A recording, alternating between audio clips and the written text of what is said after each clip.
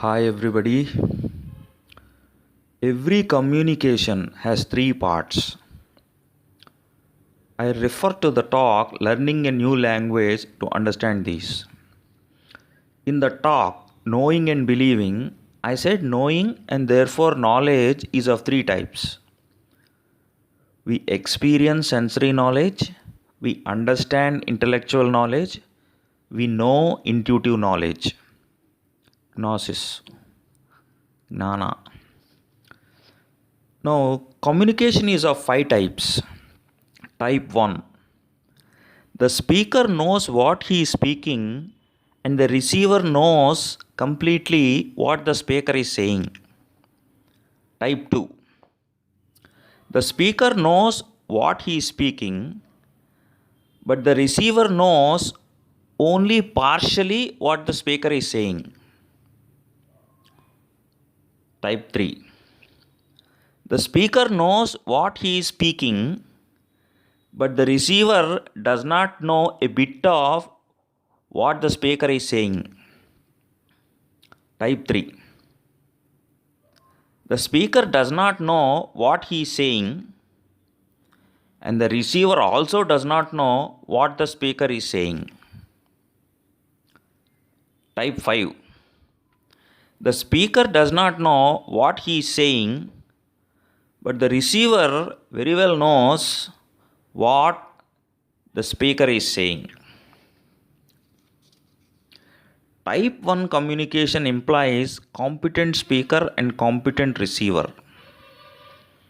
Types 2, 3 implies either the speaker or receiver or both of them are incompetent. Type 4 implies incompetent speaker. We cannot know if the receiver is competent or not. Type 5 communication implies that the receiver is a mystic.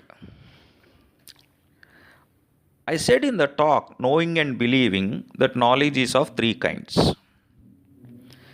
Sensory and intuitive knowledge can never fall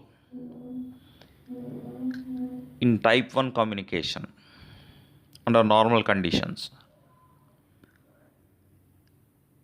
At the most, not always, sensory and intuitive knowledge can fall in only type 2 communication under normal conditions again.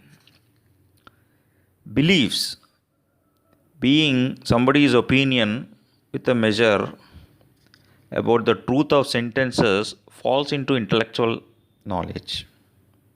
The basis for belief may stem from sensory and intuitive knowledge. That she believes in a sentence is true, though the sentence may not be true. Opinions are neither true nor false. We can either agree with somebody or not. Agree with somebody's opinion or not. So to agree means to co-believe.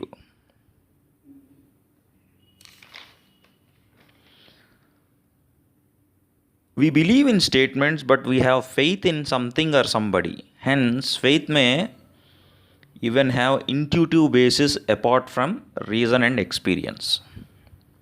Thank you.